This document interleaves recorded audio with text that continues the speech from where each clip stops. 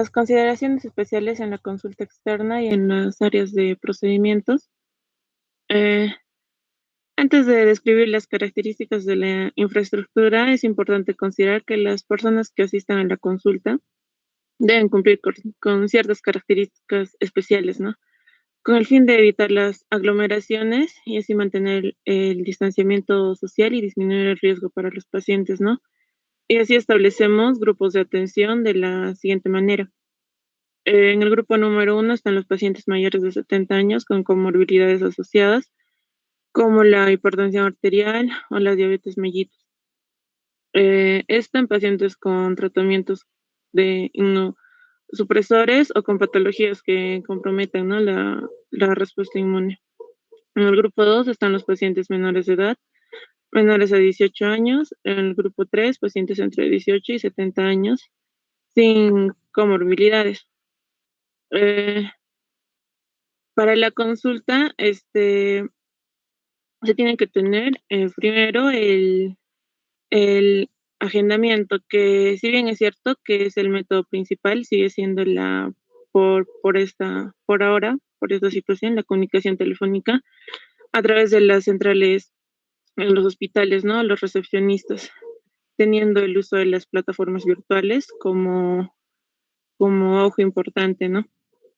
En cuanto al personal encargado de este agendamiento, de- debe conocer, ¿no?, minuciosamente las recomendaciones vigentes y el cupo de la cita principalmente se da prioridad al grupo 3, 2 y finalmente al grupo 1.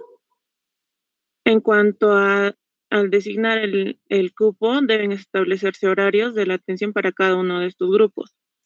Para la atención a los pacientes se da prioridad al grupo 3, posteriormente al grupo 1 y por último al grupo 2. Debido, ¿no?, a que los pacientes mayores pueden ser generadores de aerosoles y por ende habrá mayor riesgo de contaminación dentro de este grupo.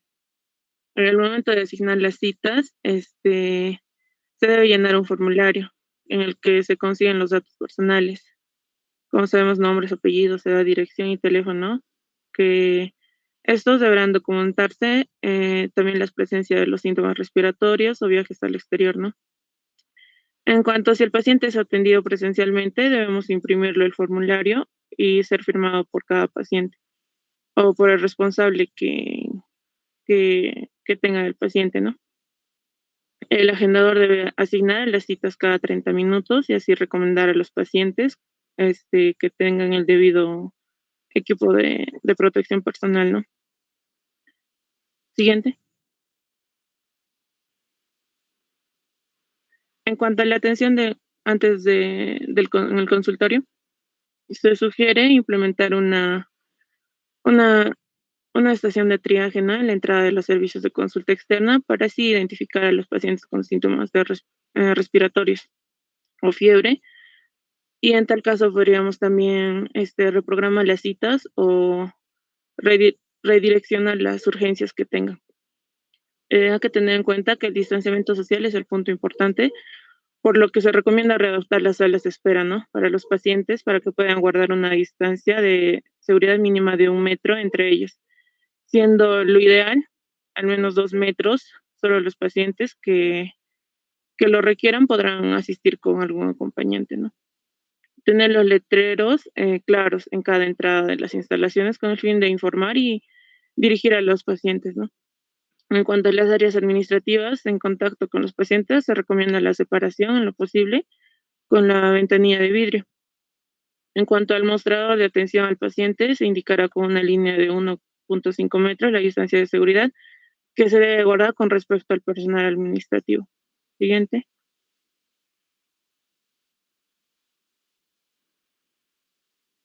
Durante la atención en el consultorio, el examen de interrogatorio del paciente debe realizarse en una habitación separada de otros pacientes, ¿no?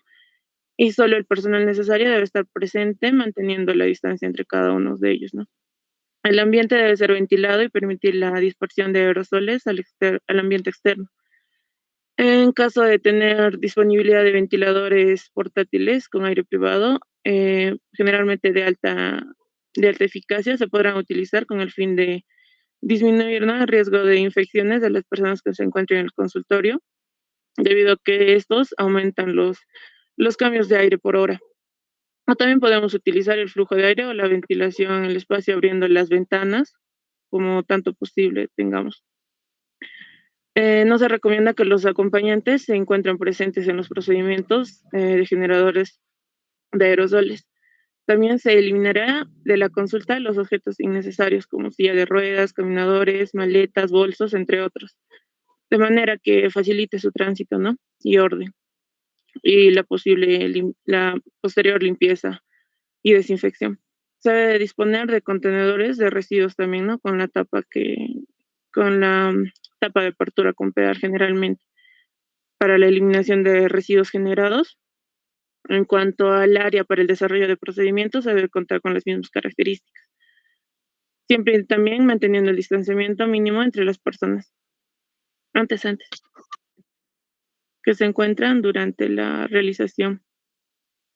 Asimismo, tenemos que saber también que las fundas o los instrumentos se desinfectarán, ¿no? Como ya sabemos, y generalmente hay que delimitar las zonas para los procedimientos y considerar una habitación privada, si es posible, con el cierre de la puerta. Se debe contar con una adecuada demarcación de la puerta. En cuanto a los exámenes endoscópicos de la nariz, senos paranasales, orofaringe, hipofaringe y laringe, se consideran los posibles generadores de aerosoles, que estos deben limitarse a los pacientes que tienen una clara indicación, ¿no? Y necesidad. Generalmente el endoscopio debe extraerse de la sala de examen con una cubierta protectora. Siguiente. Bueno, para continuar con la exposición, acerca de la atención en los consultorios, también se tiene que hablar de desinfección de superficies, tanto también de los instrumentos y equipo médico, ¿no? En cuanto a los artículos que habíamos tocado, esto dentro de estos estudios habla de la persistencia que tiene el coronavirus, ¿no? En diferentes superficies. Y estos estudios se han realizado en diferentes cepas, ¿no? Como mi compañera en la anterior exposición habló de las 229E, la P9 y la FFM1, ¿no? Acerca de esta persistencia en los materiales como el acero, el metal, la madera, el papel, el vidrio, etcétera, entre otros, los cuales más o menos tienen una persistencia de entre 4 a 5 días, ¿no? Y como podemos observar en el cuadro inferior, que van a tener a una temperatura ambiente, ¿no? En cuanto al metal, la madera y el papel, y entre el acero y el aluminio una temperatura de 21 grados centígrados, ¿no? Y acerca de los vestidos desechables, ¿no? Que utilizamos en los equipos de protección personal, estos van a tener una persistencia de 2 días. En el látex, estos están hechos, ¿no? O como podemos ver, los guantes están hechos de látex, estos van a tener una persistencia de 8 horas, ¿no? Entonces, la OMS y otros organismos de la salud internacionales recomiendan, ¿no? Que se tiene que mantener estos procesos de limpieza y de desinfección de forma continua, ¿no?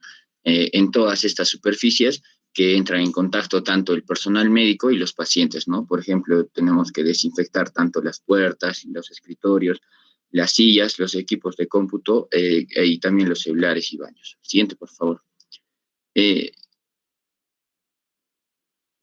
Siguiente, por favor. En cuanto hablando de los instrumentos de equipo médico, ¿no?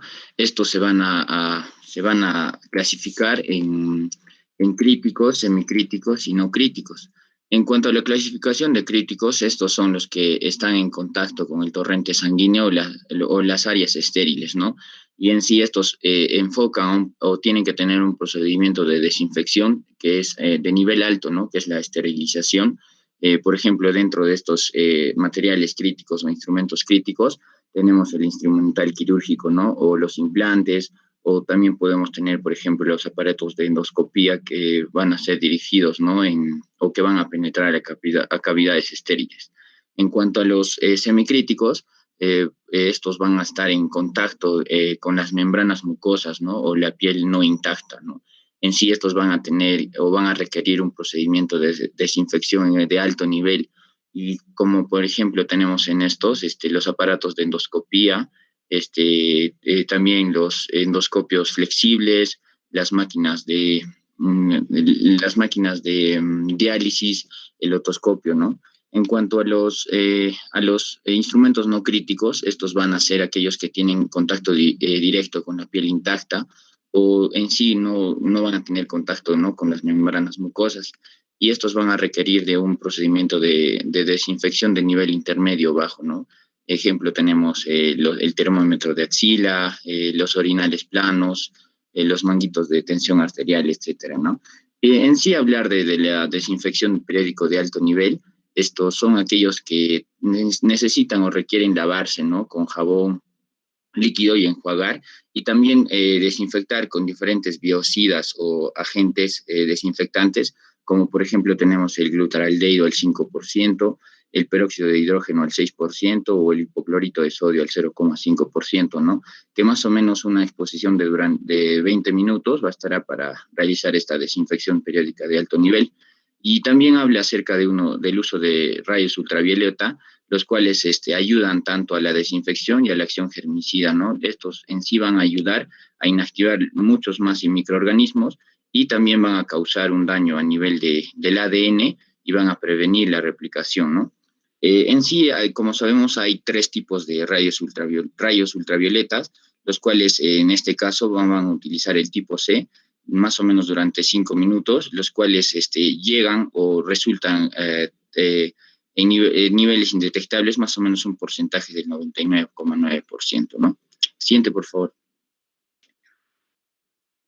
En cuanto a las recomendaciones antes, por favor.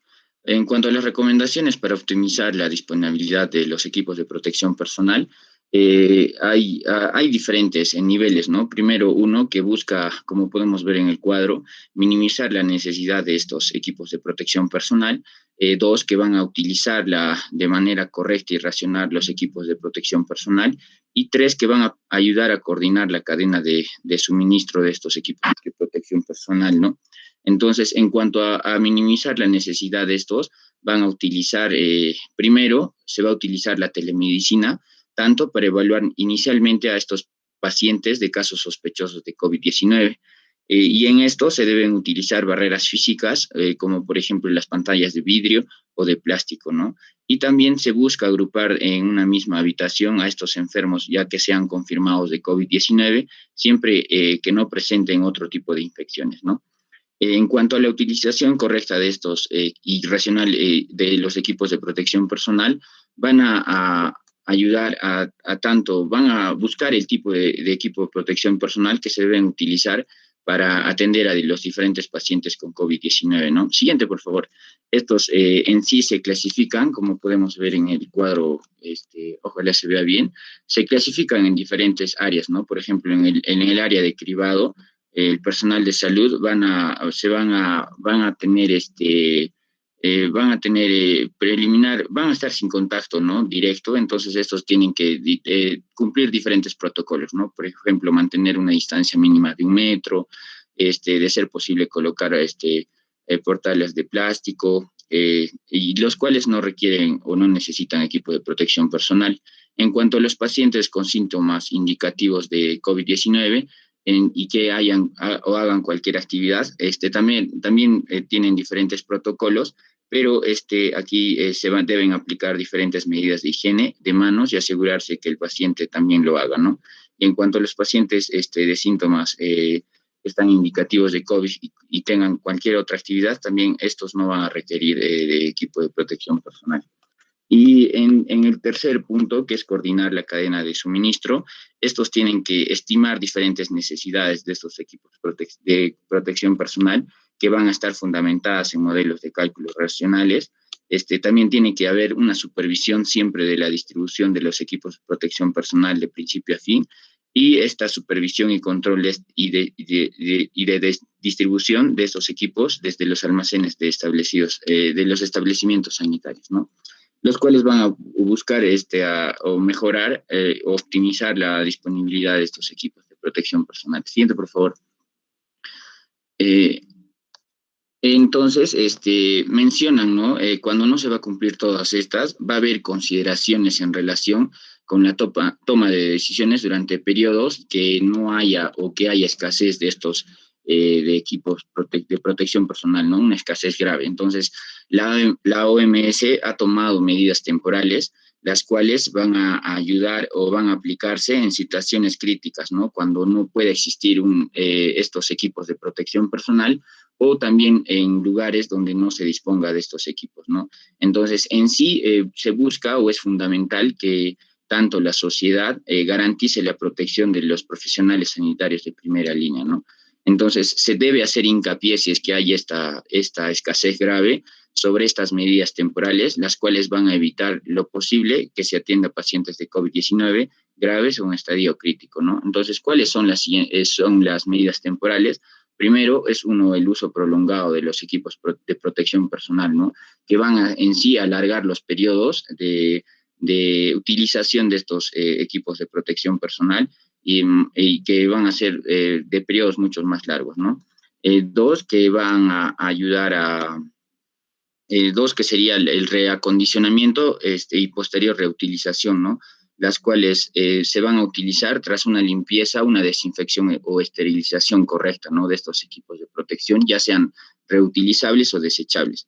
Y en estos tienen que haber tres procesos, ¿no? Primero, que garanticen tanto la desinfección y esterilización eficaz, también que no tienen que provocar ninguna toxicidad residual para los profesionales de salud y que se mantenga una integridad funcional y la forma de estos artículos, ¿no?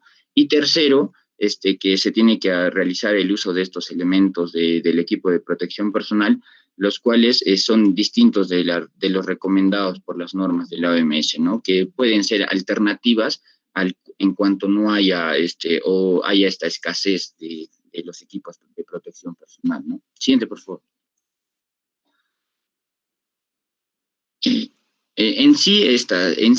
Para resumir estas medidas temporales, hablando de los equipos de protección personal, cuando haya una escasez grave, ¿no? Menciona que acerca de las mascarillas médicas, por ejemplo, cuando se haga el uso prolongado, que es el primer punto, o sea, se tiene que realizar máximo durante 6 horas, ¿no? Para atender un grupo de varios pacientes con COVID-19. En sí, realizar este uso prolongado tiene riesgos, ¿no? Que van a incrementar tanto que sea el riesgo de contaminar el virus de COVID y otros patógenos a los pacientes, ¿no? También que haya la posibilidad de que este profesional sanitario toque la mascarilla o se toque accidentalmente la cara por debajo de la mascarilla y así también adquirir o contaminarse con el COVID-19, ¿no? También pueden provocar lesiones o reacciones cutáneas en la cara por este uso prolongado de la mascarilla. También va a haber criterios y precauciones para quitarse este equipo de protección personal cuando sea de manera prolongada, ¿no? Por ejemplo, si es que la mascarilla se moja o se mancha o se deteriora, o se hace difícil de respirar atrás de ella, se tiene que extraer o quitarse la mascarilla, ¿no? También si es que recibe alguna salpicadura de productos químicos o de sustancias infecciosas o de líquidos corporales, también se recomienda que se tenga que extraer el equipo de protección personal, en este caso la mascarilla, ¿no? Y no se recomienda que los profesionales utilicen la mascarilla médica para un paciente COVID-19 y para otro, o sea, entre paciente y paciente, ¿no? Entonces, hasta la fecha no existen datos científicos de esta calidad sobre el reacondicionamiento, pero habla acerca de si se usa esta opción cuando hay escasez, ¿no? Y en sí esto es viable para todos los países. Dentro de los artículos alternativos, si es que no contáramos con las mascarillas, hay otros artículos, ¿no? Como son las mascarillas autofiltrantes FFP1 y las pantallas faciales. Siguiente, por favor. También habla acerca de los guantes, ¿no? Y que recomienda en sí la OMS que se deben utilizar y proporcionar la atención directa a un paciente con COVID-19, ¿no? Y cuándo se deben de quitar, cuando estos apliquen medidas de higiene de manos antes de atender a otro, ¿no? Y es imprescindible cambiarse de guantes y aplicar las medidas de higiene de manos al pasar de una tarea a otra, ¿no? ¿Y qué nos recomienda? En sí, que no deben utilizarse estos mismos guantes o de manera prolongada para un grupo de varios pacientes con COVID-19. También no se recomienda que el uso del doble guante, ¿no? Salvo que haya intervenciones quirúrgicas, los cuales tengan un riesgo de ruptura, ¿no? En cuanto a la mascarilla y otros equipos de protección personal, en sí no se recomienda o se desaconseja vivamente reutilizar las mascarillas o las batas o las gafas de protección sin una adecuada descontaminación o previa esterilización, ¿no?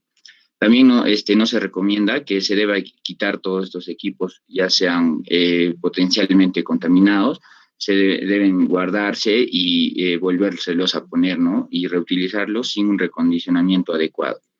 En cuanto a las mascarillas de algodón o como alternativa a las mascarillas médicas autofiltrantes, no se considera adecuado para la protección, ¿no? Siguiente, por favor.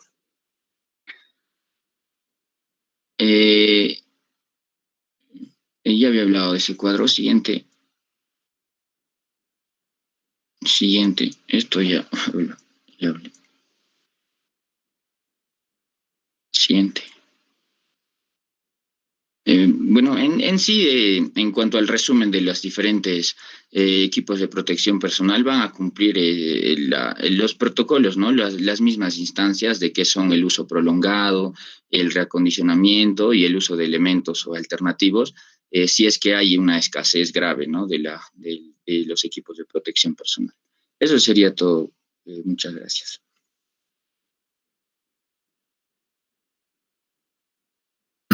Bueno, ya terminaron la exposición. No, si tienen alguna pregunta, alguna interrogante para hacer a sus compañeros.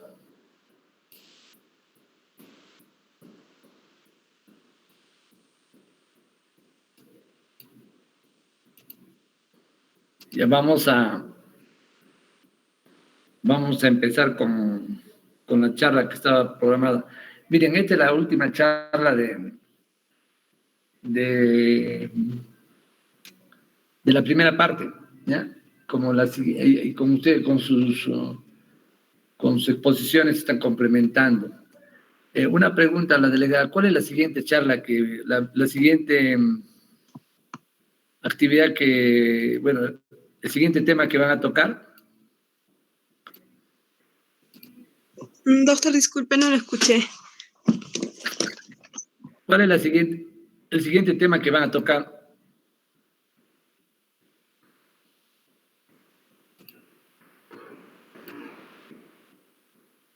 Sus compañeros, ahora, esto era todavía medidas de protección. ¿Cuál es el siguiente tema?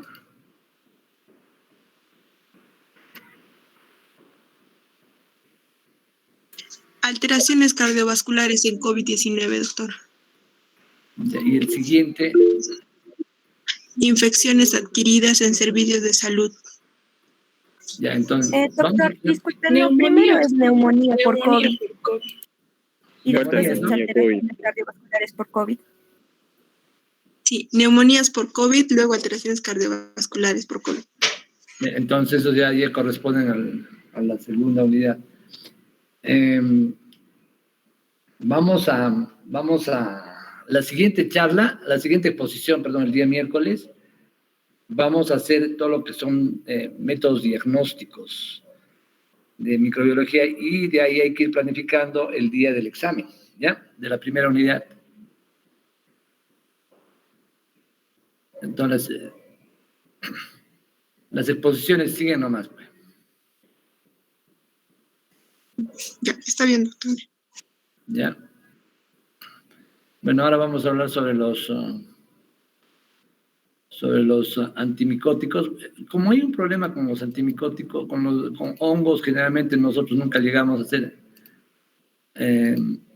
hongos o que se llama micología. Entonces porque no vamos a tener oportunidad de repetir la parte de introducción. Entonces pasamos de frente a hacer parasitología, ¿no? Virología, vamos a ir tocando virología permanentemente, ya hemos hecho una cuestión genérica, entonces vamos a hablar ahora de antimicóticos. Vamos a hacer una pequeña introducción a hongos. A ver, un ratito. A ver.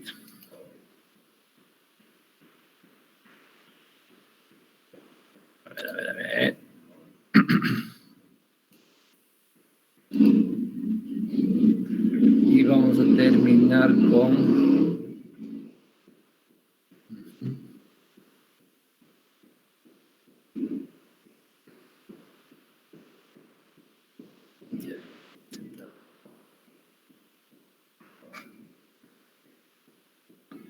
¿Ven la pantalla, muchachos?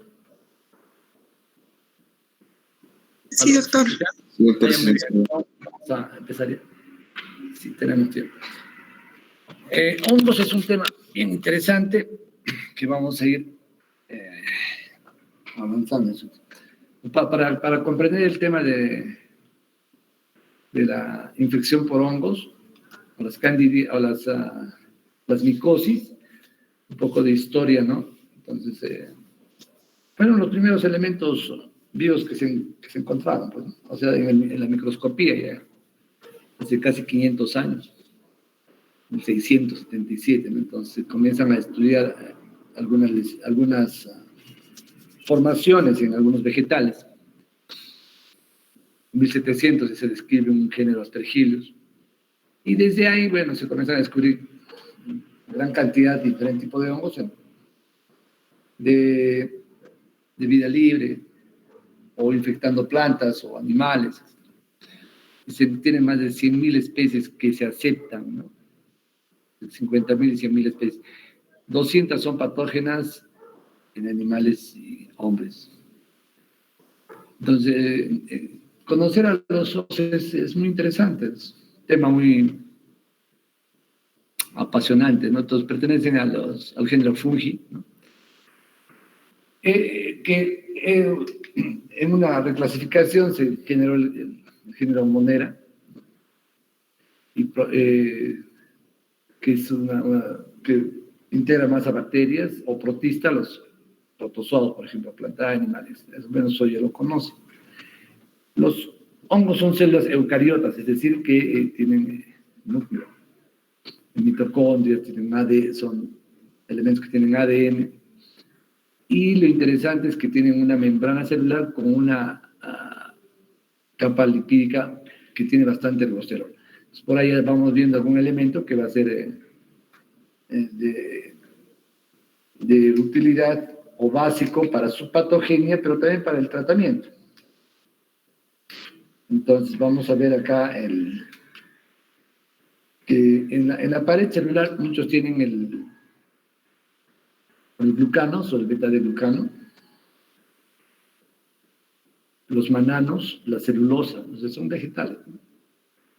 El 10% al 20% en la pared celular son de proteínas, que tienen glicoproteínas, y estas glicoproteínas son antigénicas, o sea, pueden generar respuesta inmune, y que serían importantes frente a los... O sea, por ejemplo, los antígenos de cándida, ¿no? Los de patofitos, etc. Poco a poco nos vamos a ir familiarizando con ellos. Tenemos en su morfología hasta 3 tipos de hongos, ¿no? Los hongos filamentosos, o hongos verdaderos, que le llaman algunos, que como estructura básica tienen la hifa, ¿no? Que son estructuras cilíndricas que tienen tabiques generalmente, y son en números variables, ¿no? Cuando hagamos infecciones por hongos, ya vamos a detenernos un poco viendo cada una de las infecciones ya muy específicas, ¿no? Es una cuestión genérica. Y en estos tienen poros. Algunas formas algunos hongos filamentosos tienen en sus partes sexuales principalmente algunas formaciones de tipo vesicular, nodular, ¿no es cierto?, raqueta, que van a servirnos para poder identificar al hongo. Entonces, siempre los hongos filamentosos van a tener 2 tipos de estructuras, ¿no? Que son los micelios. Entonces, el micelio, que es básicamente una parte de las hifas especializadas, que van a ser aéreos, y también la parte de la parte vegetativa. Entonces, tenemos la parte aérea, que nosotros lo vemos en cualquier tipo de hongo, ¿no? Que se forman sobre cualquier superficie, digamos, pan, tomate, una fruta, vemos una parte externa. Pero eso también se va a ver en los hongos patógenos, en el cultivo, ¿no? Entonces, van a crecer en medios y ahí es en la parte vegetativa que vamos a tener como una especie de que penetra hacia el medio de cultivo y donde van a estar los nutrientes, ¿no? La parte aérea es la parte donde se van a generar los micelios, ¿no? Los micelios, digo, la parte donde se van a generar las esporas o las conidias. Tenemos otro grupo de hongos que son los imperfectos, que le llaman, que son los hongos levaduriformes, ¿no? Que no tienen hifas. Ojo, ahí hay que diferenciar bien, o sea, los hongos que tienen hifas, que son los hongos verdaderos, y los que no tienen hifas, que básicamente van a ser estructuras de tipo cremoso, medios, ¿no?, blanquecinos, en el caso de las cándidas, pues pueden variar. La variación de color en los hongos nos van a decir, nos van a señalar más o menos el tipo de especie que estamos viendo. Entonces, esto se llama blastosporas o blastoconidia, ¿no es cierto? Entonces, ahí no vamos a ver los septos, pero en un momento dado del crecimiento de estas levaduras en el medio de cultivo, pueden simular micelios, o sea, estructuras alargadas. Entonces se llaman los pseudomicelios. No hay que confundirse.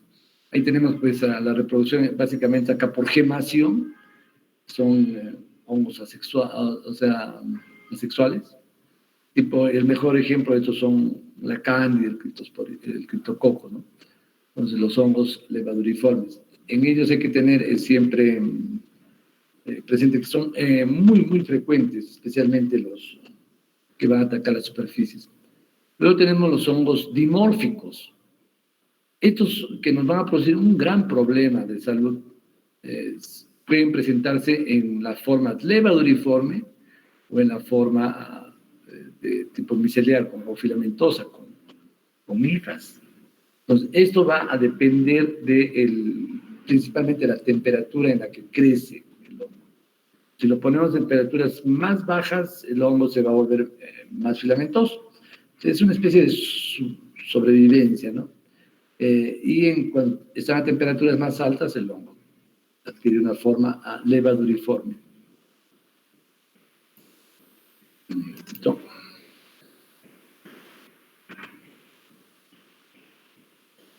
Levaduriforme, ¿no?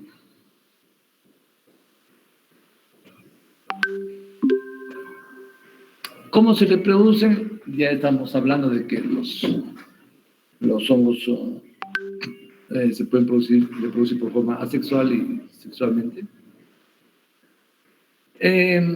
A nosotros nos interesan más las reproducciones asexuales, porque la mayor parte de los hongos en el hombre, por la temperatura y todo esto, van a reproducirse de esta forma. En el caso de las conidias, las esporas en hongos que se van a reproducir por vía sexual, pueden permanecer, ¿no?, durante mucho tiempo, y estos van a generarse a partir de una hifa, ¿no? Entonces, las conidias o las esporas asexuales, son con pequeñas semillas, pueden ser diferentes características, ¿no? Pueden ser las microconidias, que son redondeadas, ¿no? Las macroconidias en forma de clavo, de lápiz, ¿no?, de tabacos, ¿no?, que pueden ser de forma aceptadas, las blastoporas, que son redondeadas, ¿no?, las clamidosporas, que tienen paredes gruesas, las artrosporas, ¿no?, que son conidias que se van a separar en pequeñas fracciones individuales. Entonces, esto nos interesa principalmente para identificación, es una cuestión de laboratorio, ¿no? Por el tipo de reproducción, los hongos perfectos tienen los dos tipos de reproducción, asexual y asexual. Ahí tenemos una serie de, por ejemplo, los más peligrosos, y ya vamos viéndolos, son los zigomicetos, ¿no?, que estos hongos, por ejemplo, cuando veamos ya los cigomicetos como especie y todo esto y las patologías que producen, pueden tener en el cultivo, van a producir hifas, ¿no? Y en el tejido son de tipo levaduriforme. Y hay un momento dado en que el micelio, o sea, la forma de micelar se puede encontrar también en el tejido. Entonces esto lo hace mucho más, su patogenicidad es mucho mayor, ¿no? Entonces tenemos otros tipos, los ascomicetos, ¿no? Son los que tienen reproducción sexual y asexual. Los hongos imperfectos solamente tienen reproducción asexual, ¿no? Acá tenemos, por ejemplo, a todos los hongos, a los dermatofitos que van a producir, por ejemplo, lesiones superficiales, y también a la cándida, ¿no? El tricofitón, la malacesia, la cándida. Entonces tenemos dos tipos de hongos.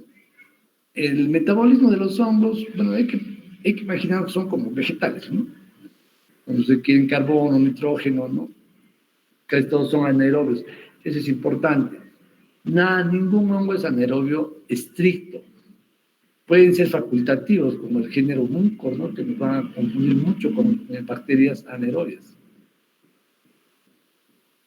¿Aló? ¿Me escuchan? Sí, doctor. Sí, doctor. Perfecto.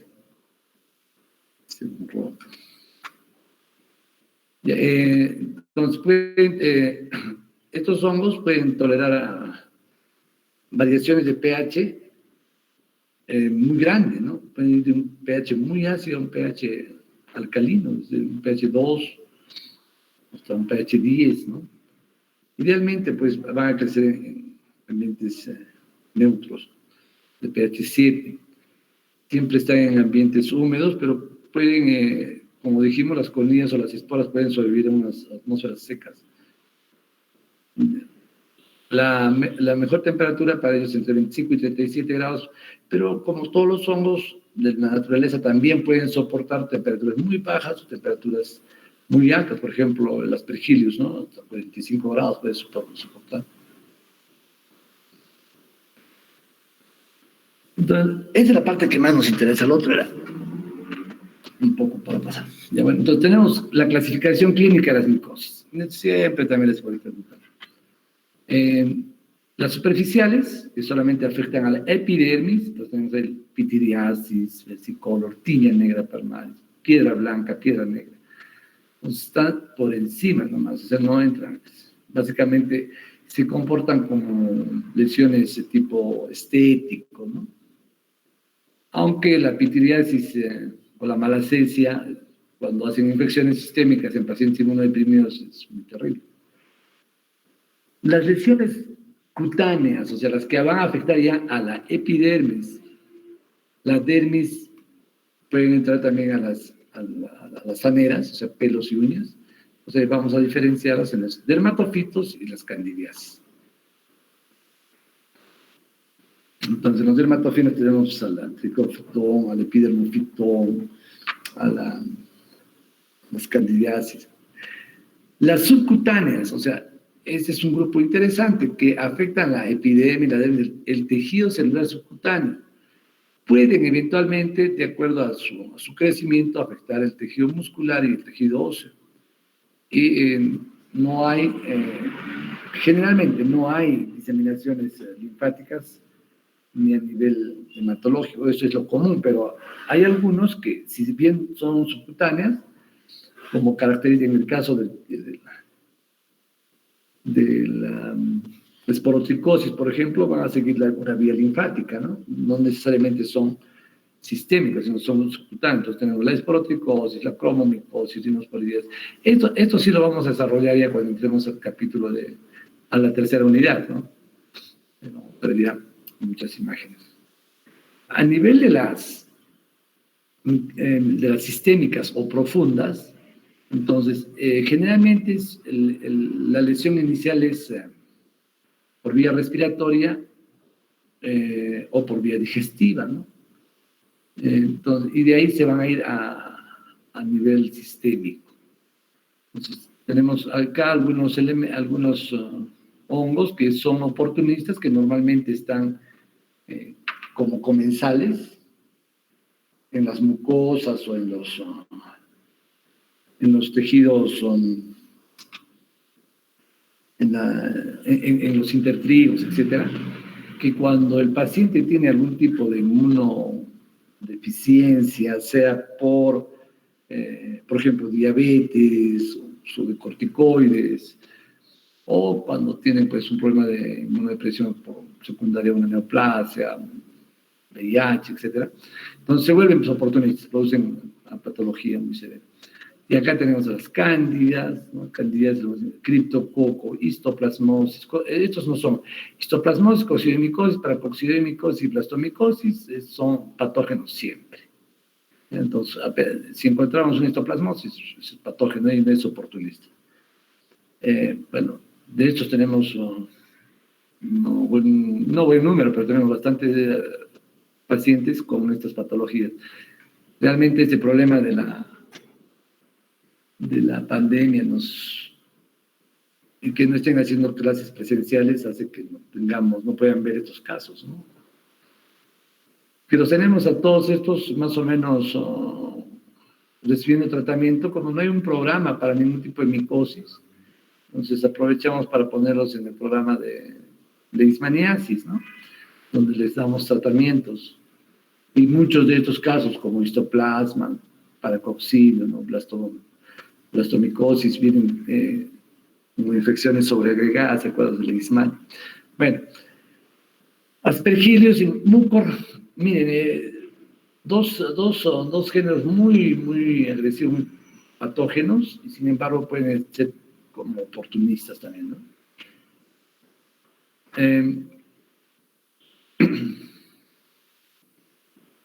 ¿Cómo se transmiten las micosis? Por contacto directo,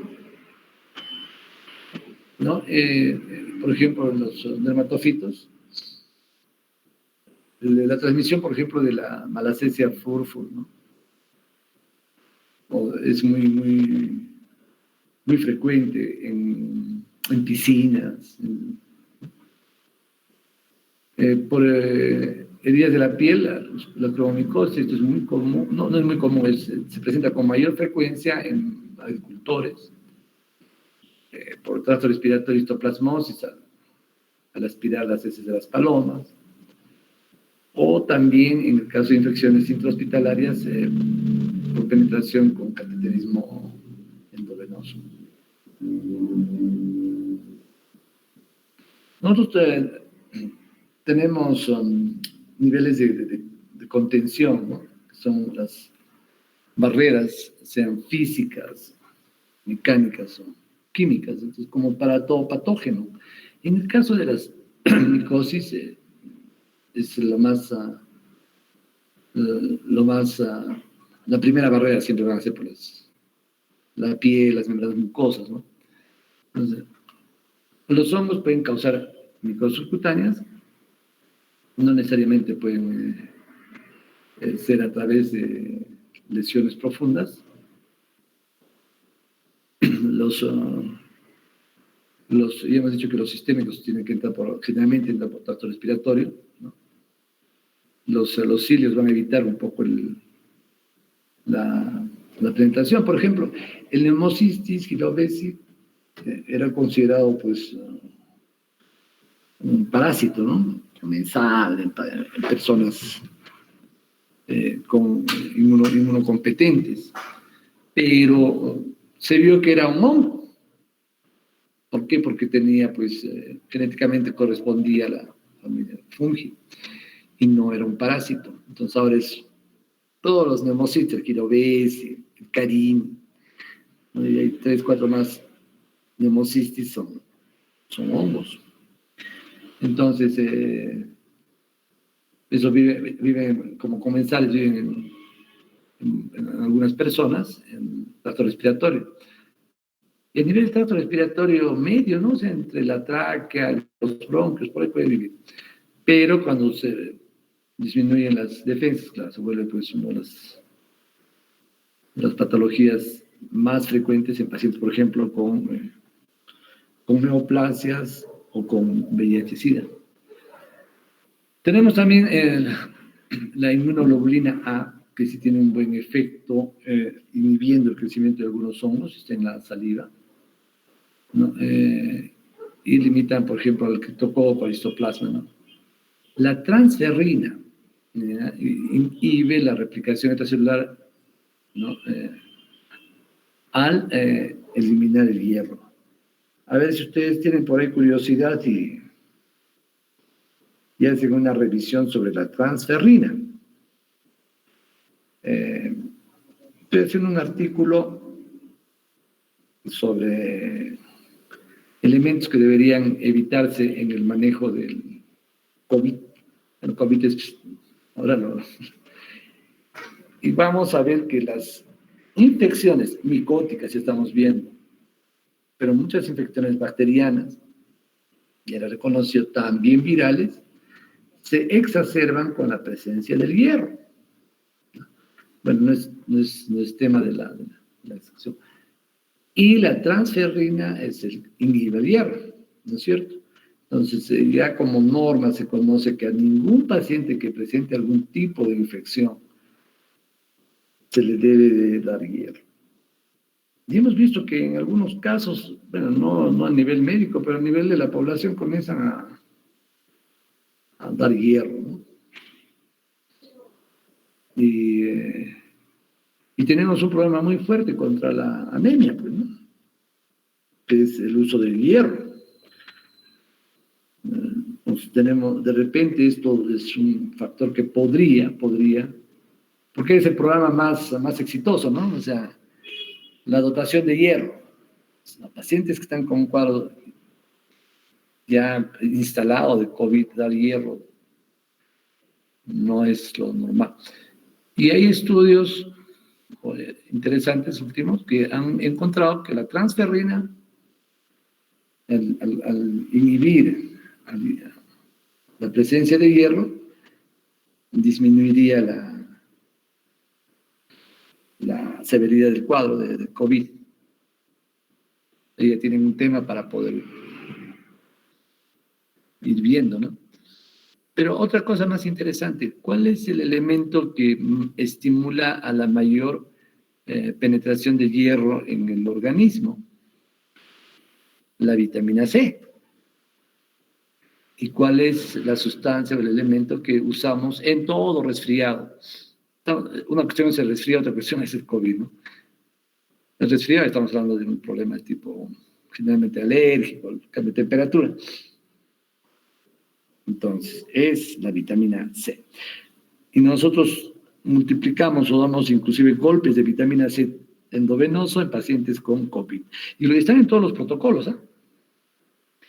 Entonces, ¿no será que estamos estimulando o estamos haciendo un poco de iatrogenia en el tratamiento en pacientes críticos? ¿Cuál es uno de los elementos que tiene más transferrina? La leche. Entonces, se recomienda pues, tomar leche por la transferrina. Esto es interesante. Bueno, nos hemos salido del tema. Bueno, seguimos. Los hongos son uno de los elementos que tienen mayor resistencia celular. Cuando ya evaden las barreras, ya sean mecánicas, físicas, químicas, nos tenemos que ya empezar con las defensas celulares, ¿no? Entonces, ya saben que la respuesta innata o primaria, ¿no? La inmunidad primaria es las células fagocíticas, leucocitos, los polímeros nucleares, macrófagos, monocitos, ¿no? Y las células efectoras, como los natural killers, van a moverse hacia la zona de infección. Y eso también se ve en la patogenia del coronavirus, ¿no? Entonces, la tormenta de citoquinas y todo esto es una respuesta innata, porque se mueven.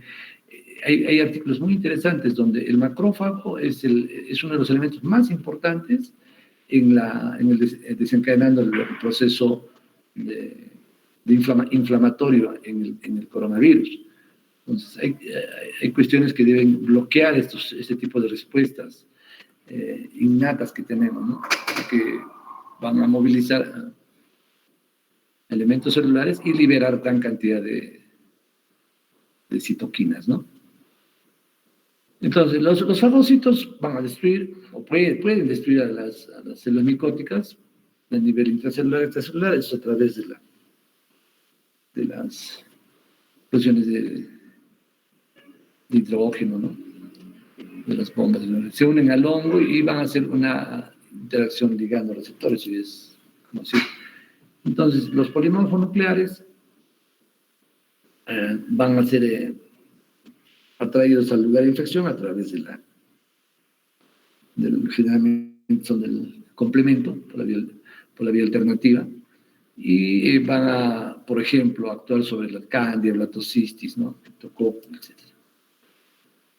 Asimismo, los polimorfos nucleares van a poder eliminar al hongo que son dependientes y algunos no dependientes de oxígeno.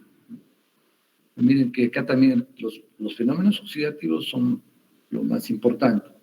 Entonces, si nos van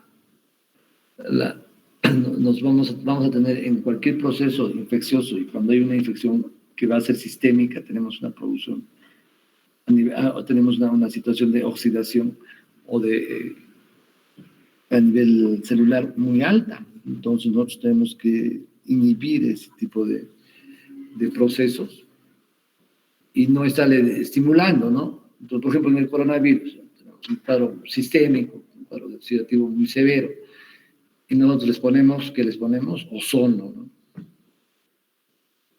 El ozono no hay ningún estudio que avale esto. Estamos usando un estrés oxidativo muy severo, estamos usando elementos que van a aumentar la oxidación, estamos haciendo un daño al paciente.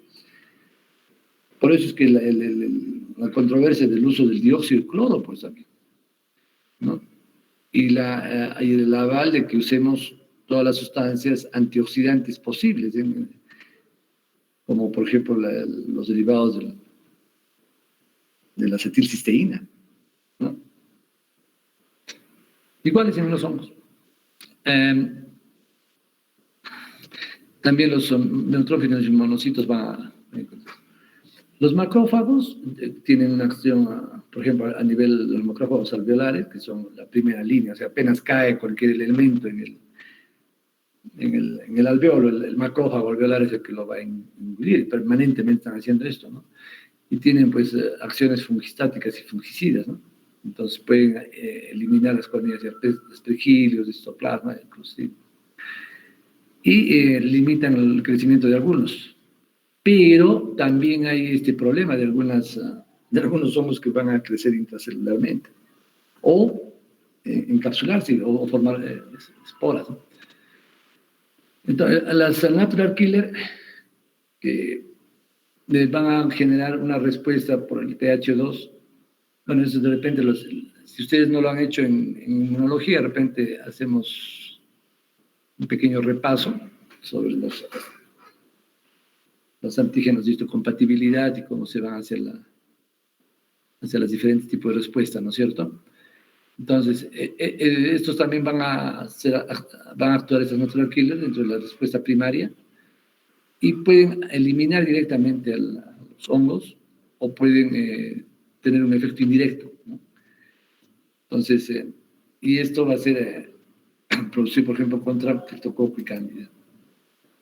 Entonces, ahí tenemos la respuesta celular, después tenemos la inmunidad tumoral, ¿no? Realmente, pues, no hay... La respuesta celular más importante para la contención de los hongos, más que la respuesta humoral, ¿no es cierto? Eso se podría... y esto es por la activación de anticuerpos, ¿no? Entonces, algunos casos pueden tener un nivel de contención, pero no es de eliminación como se ve en las bacterias o en algunos virus, ¿no?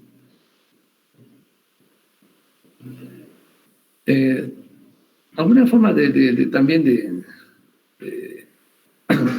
relación de los hongos a la respuesta inmune, ¿no? Pueden tener mayor resistencia a la lisis que se produce por activación del complemento. Entonces, Lo separan, ¿no? Entonces, algunos van a producir proteasas, ¿no? Que van a degradar algunas inmunoglobulinas. Algunos van a también hacer variaciones antigénicas y van a permitir que los hongos no sean afectados por los anticuerpos, o sea, cambiando el sitio de acción de los anticuerpos. Ya lo hemos visto eso casi similar a lo que hacen las bacterias, ¿no? Y también algunos van a producir inmunomoduladores que van a hacer una tolerancia inmunológica. Como les decía, muchos hongos son intracelulares, ¿no? Y ahí vamos a tener ya un problema con la respuesta inmune, o la inmunidad mediada por células, ¿no? Especialmente en lesiones cutáneas. O también puede haber una inhibición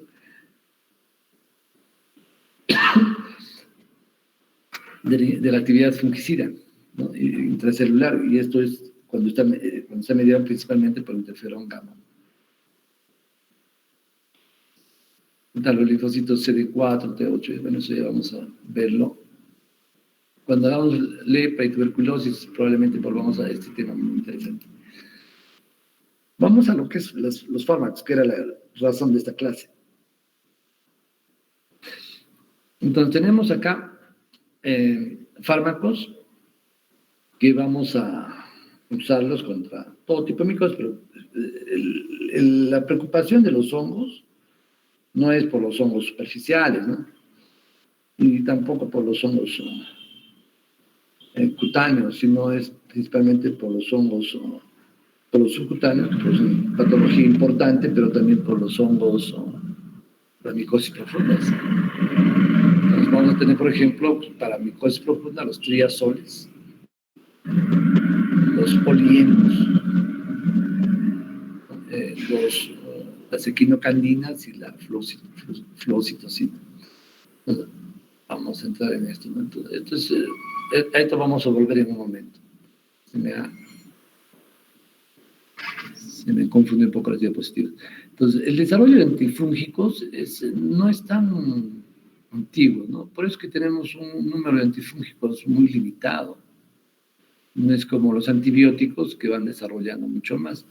Y esto principalmente se está dando porque se comenzó a hablar de las micosis sistémicas, especialmente en pacientes que estaban en terapias, o pacientes con neoplasias, o en terapias antineoplásicas, o pacientes que permanecían mucho tiempo en cuidados intensivos. Se comenzó a ver una infecciones muy graves y muy severas por hongos sistémicos.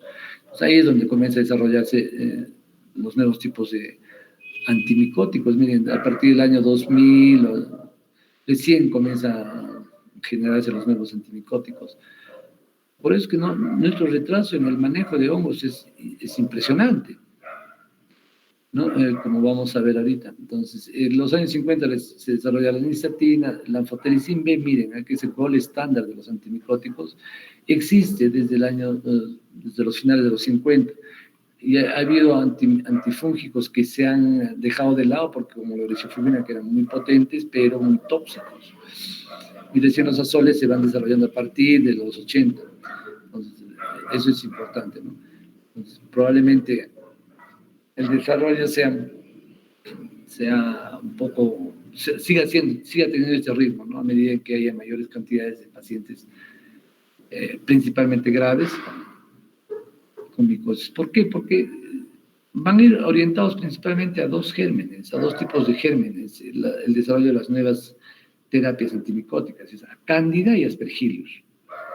El resto de los hongos son muchos, un 70, 80% son de la medicina tropical. Entonces son patologías, muchas de las patologías son extrañas, pues, ¿no? O patologías que no tienen mucha importancia para la industria farmacéutica. Entonces, ¿cómo más o menos van las diferentes familias de los antifúngicos? Tenemos los polienos, ¿no? Los predecesores de la fluocitosina, no solo, ya no se usa casi. los azoles y las equinocandinas. Esos son los 3 grupos más importantes, porque estos de acá ya se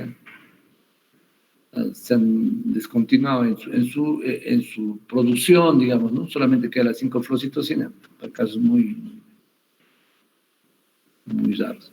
Pues dentro de los polienos, la nistatina, es muy importante, y el anfotericin B. Acá vamos a tener que la nistatina se ha avanzado hacia la forma de nistatina con liposomales. Y la anfotericin B es como dijimos, el estándar para el uso de antimicóticos. Se sigue desarrollando nuevas formas de anfotericin que sean menos tóxicas. Los azoles, ahí sí tenemos un gran desarrollo de azoles, ¿no? Empezó con el ketoconazol, pero por su toxicidad fue dejado. Fluconazol, itaconazol, boriconazol, es lo que más o menos usamos, el pozoconazol, etc. Y las equinocandinas, que ha sido el desarrollo importante en los últimos 10, 15 años, ¿no? Con la caspofungina. Vamos a tocar los nombres. ¿Dónde actúan los antifúngicos? Entonces tenemos 3 sitios principales, ¿no? En la membrana celular, ¿no es cierto? Entonces, que principalmente van a bloquear el ergosterol.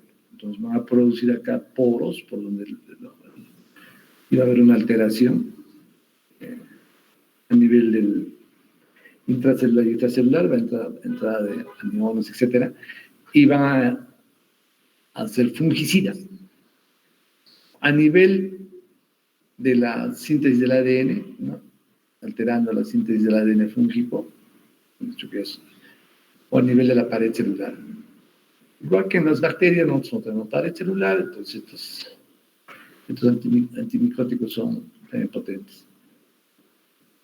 Entonces, en la pared celular tenemos los polienos. Dentro de los polienos, el anfotericin y la nistatina, ¿no? La nistatina es muy bueno, pero es muy tóxico. Entonces, por lo que se usa en forma tópica principalmente.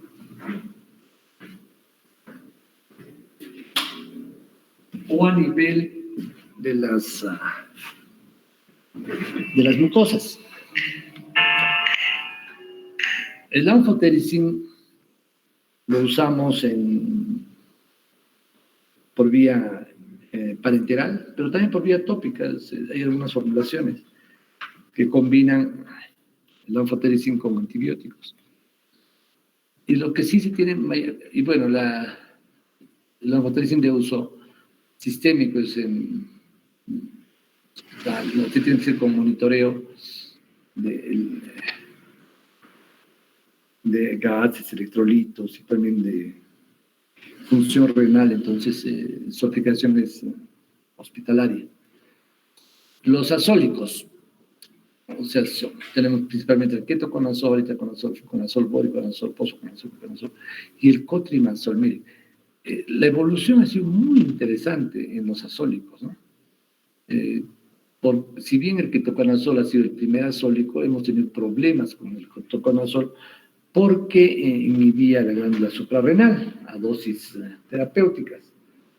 Entonces, sí, fue el primer azólico que se usó. Pero también tenía un efecto muy interesante respecto a los otros parámetros. Todos los azólicos son hepatotóxicos.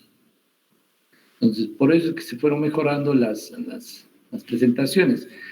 Itraconazol, un efecto muy interesante respecto a lo que son hongos filamentosos. Y fluconazol, un efecto muy bueno en lo que son a las levaduras, levaduriformes. En levaduras tenemos principalmente 2 que nos van a molestar un montón, que es cándida y criptococo. Fluconazol, entonces, para eso nos sirve el fluconazol, por eso hay en diferentes tipos de presentaciones, orales, parenterales, etc. Boriconazol ya son para infecciones resistentes, ¿no es cierto? Pozoconazol también. El miconazol y el cotrimazol son de aplicación tópica y son muy extremadamente comunes, usados por todo lado, como los antimicóticos más superficiales más frecuentes, ¿no?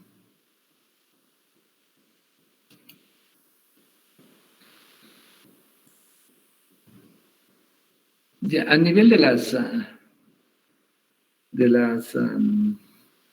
ADN, de la síntesis del ADN fúngico, tenemos los análogos de la pirimidina, y acá tenemos la 5-fluocitosina, fluocitosina, que es el único elemento que usamos nosotros, ¿no? Ha habido varios derivados, pero no se ha seguido en sus aplicaciones, pero la 5-fluocitosina es un antifúngico muy potente, de acción muy rápida, pero muy tóxico.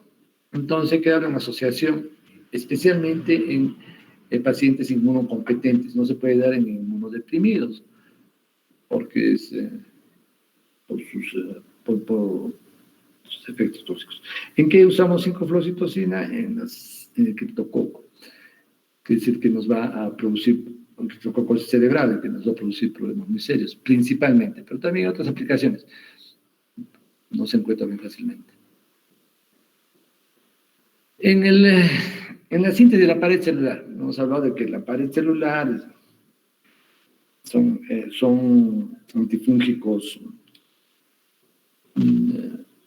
fungicidas. Y ahí tenemos el grupo de las equinocandinas. Y dentro de las equinocandinas tenemos al caspofungin, al micafungin y al anidulafungin. Pero el que más usamos son las capofunginas. Acá tenemos, por ejemplo, un ejemplo, por ejemplo, sobre la actividad antifúngica para Candida albicans, para Psilocybe, estas son las cándidas. Entonces, la más común es la albicans, para Psilocybe tropical y glabrata crucei, las encontramos, pero son infecciones en pacientes que han hecho sobreinfecciones sobre Candida albicans, ¿no? Y son mucho más resistentes. Anfotericin B nos va bien con Aspergillus fumigatus, Aspergillus flavus. El fumigatus y el flavus es el que tenemos más problemas. Y los cigomisotes. Pero miren, el fusarium no funciona casi, ¿no? Entonces tenemos esa actividad. Fluconazol y traconazol igual, ¿no? Entonces acá está el porcentaje de acción. Pero y caspofungina, miren, tiene la misma acción, pero con buen resultado frente a las cándidas y a las aspergillus, ¿no? Entonces tenemos casi que cubren todos los aspergillus. Entonces, pero frente a los cigomicetos y a fusarium, pues, solamente nos está quedando anfotericin B. Entonces, anfotericin, hemos visto que actúa casi contra todos los hongos, se une rápidamente a la membrana celular, al ergosterol. Miren, esto también comparten con el género de Leishmania. El género de Leishmania también tiene ergosterol en su membrana, entonces la anfotericin también actúa igual que en el hongo. En ese caso ya es un antiparasitario. Es fungicida, ¿no?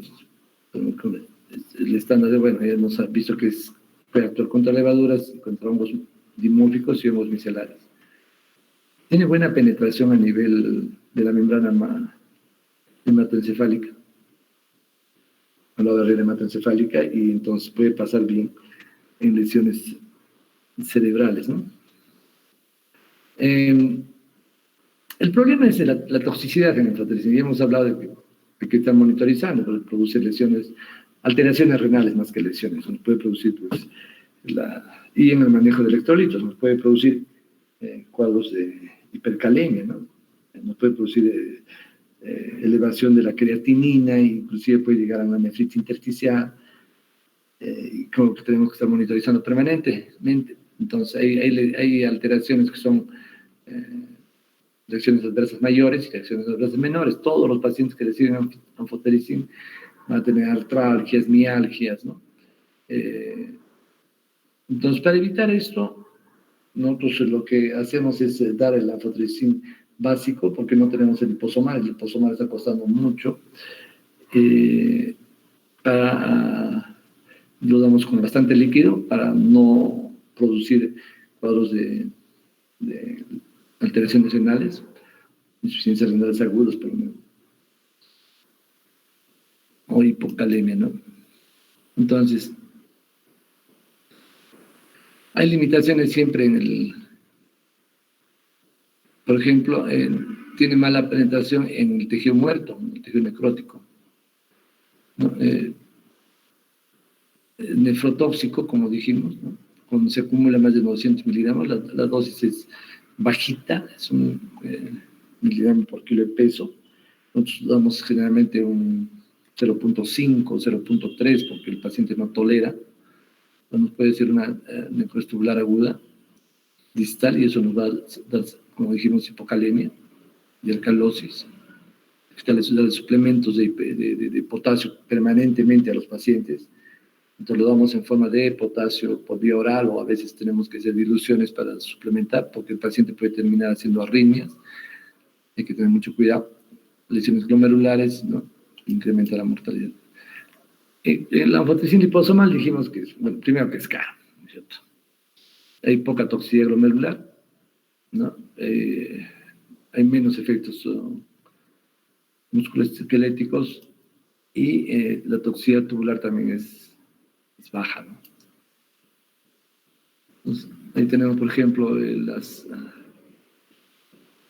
comparando, ¿no? La anfotericina liposomal, el ambiosome, con el básico. Entonces, la toxicidad va a ser mucho menor en los preparados liposomales, y tiene alguna eficacia mayor, ¿no? Que en los básicos, ¿no? En la anfotericina expresión coloidal, que es el que nosotros usamos. En los azólicos, como dijimos, el ketoconazol, problema de todos son hepatotóxicos, dijimos, había un síndrome del mineralocorticoide por una supresión de la corteza suprarrenal. Ginecomastia se reportaba, ¿no? Pues ahora ya se ha limitado solamente a un uso tópico, ya no hay pastillas.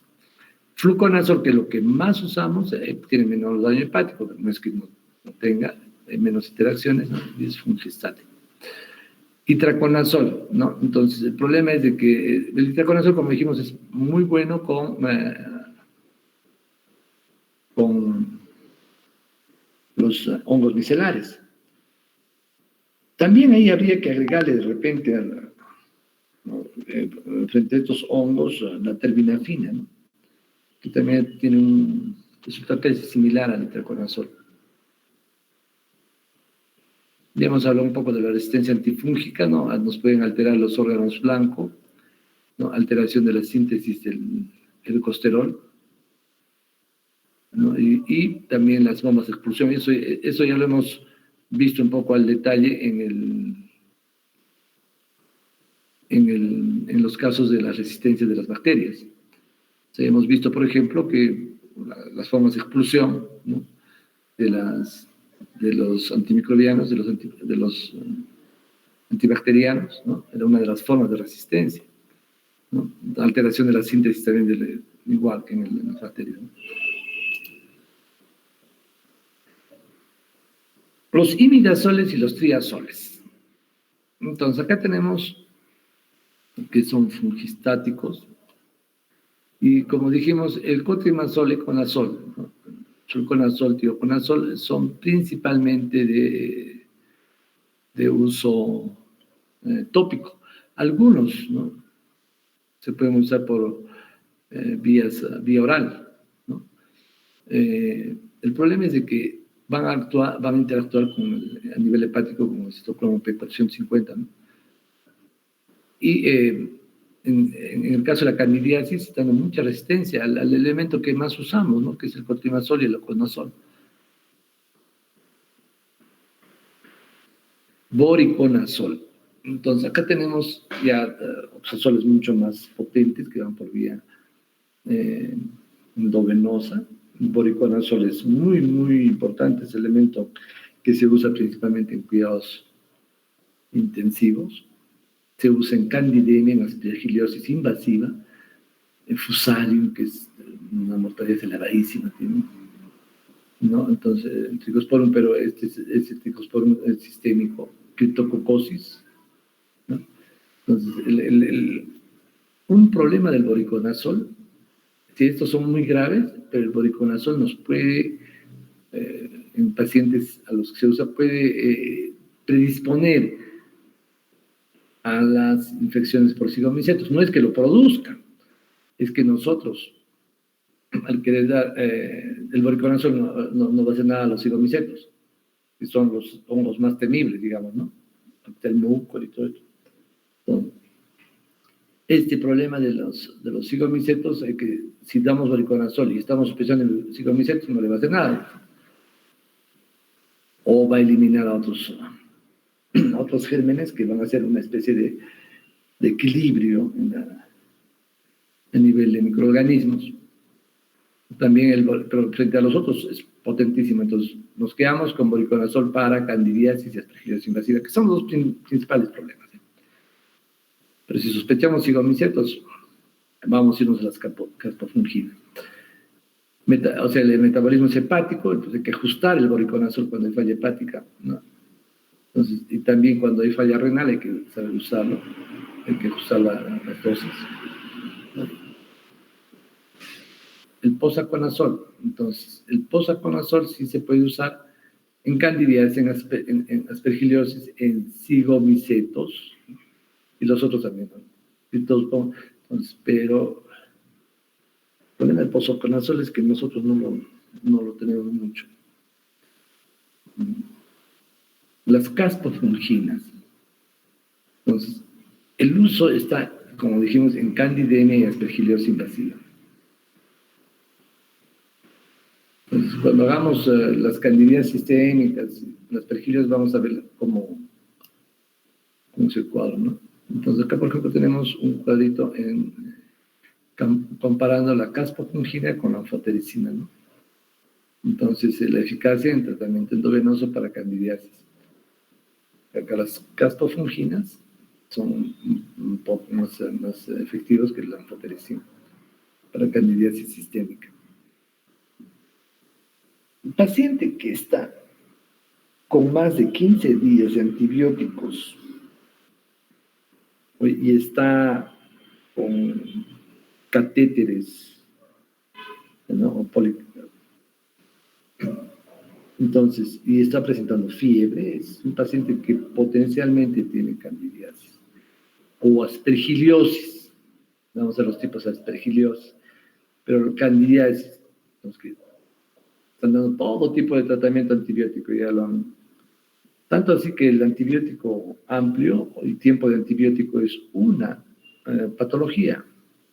Se considera un problema de salud, porque vamos a generar no solamente resistencia, sino una sobreinfección por hongos. Entonces, eso siempre tienen que tener en cuenta. O pacientes que están recibiendo nutrición parenteral. Cándida se mete no es tan cándida como decían los profesores, ¿no? No, la cándida no es tan cándida, es peligrosa. Entonces, o pacientes que están recibiendo nutrición parenteral, la principal causa de complicación de la nutrición parenteral es la contaminación por cándida.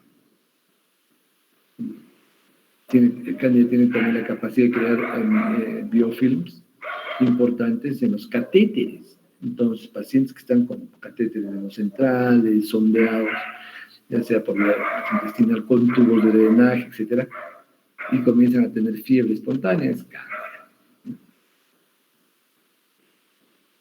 Acá tenemos, por ejemplo, la susceptibilidad de los diferentes, ¿no? De la caspofungina, de la micafungina, fotericin B, voriconazol, voriconazol, respecto a los diferentes tipos de cándida. Hemos dicho que la cándida albicans es la más sensible, pero las otras que sí se presentan, especialmente esta cruce que nos hace también problemas, eventualmente, ¿no? Cuando no responde Por eso cuando pedimos al laboratorio el examen, el estudio de los gérmenes, hay que pedir que nos identifiquen la especie. Nos dicen Cándida SP, pero si es especialmente si la muestra viene de sitios donde el paciente está mucho tiempo, sean, por ejemplo, quemados, cuidados intensivos, o pacientes que han estado en ventilación mecánica, etcétera, o que han tenido mucho tiempo de permanencia en el hospital, y hay que pedirles, ¿no?, qué tipo que nos identifique bien a la cándida que están. Las equinocandinas, entonces, su uso es fungicida, es fungicida, se usa en cándidas cutáneas, cándidas seminales, su acción es bien rápida, a los 5 minutos, ¿no? Se puede combinar con anfotericin y con voriconazol. No es muy tóxico. El problema es un poquito el precio, pero ya se puede, está dentro del requerimiento de los hospitales, se puede pedir. Entonces, no tiene muchas interacciones. Entonces, se puede usar bien. Las guías para pacientes neutropénicos con candidemia, ¿no? Hay que saber manejarlas. Primero es anfotericin, después escalamos y podemos usar como segunda posibilidad las caprofunginas. Bueno, hasta ahí hemos llegado, muchachos. ¿Preguntas? Bueno, si no hay preguntas, vamos a dejar acá el tema y nos estaríamos viendo el día viernes. Sí, doctor. El día Sí, viernes. doctor. Entonces, esta es la parte introductoria para Cándida. Entonces, el próximo miércoles hacemos lo que es laboratorio, principios de laboratorio en infectología, no vamos a entrar al detalle muy profundo. Y el próximo miércoles estaríamos dando el examen. ¿Están de acuerdo o lo damos el próximo viernes? Doctor, mejor lo conversamos con mis compañeros y le damos una fecha, por favor. Que no pase de esa fecha, porque después siempre hay un retraso, nos exigen poner notas, ¿sí? Averigüen también eso, ¿sí? Ya, doctor. Bueno, nos vemos entonces el día miércoles. Pero falta creo, ¿no? Falta media horita. Podemos ir avanzando, creo. O ya están cansados. A ver, vamos a ver. Vamos avanzando con... Ya hicimos antiparasitarios, antimicóticos. Ya.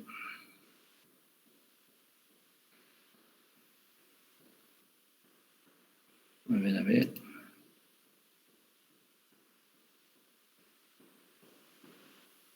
Ya vemos. Yo pensé que estábamos en la hora.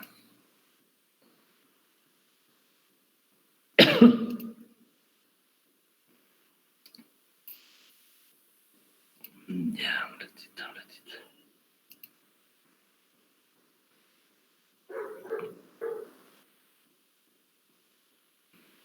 Ya, a ver, un minutito. Un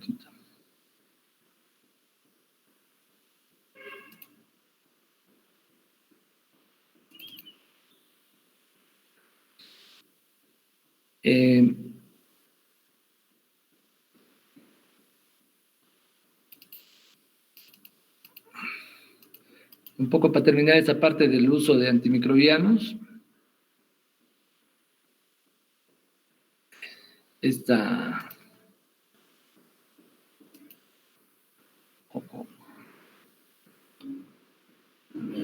Se me acaba de cerrar.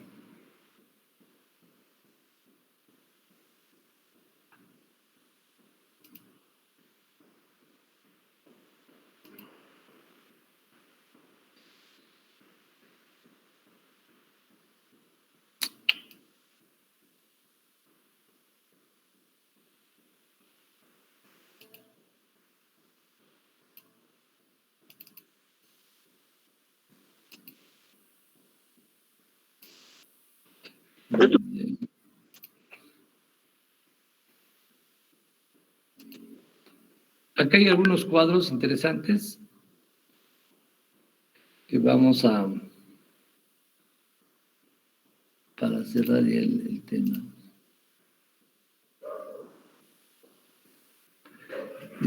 Básicamente es para ver el uso de antibióticos en pacientes críticos.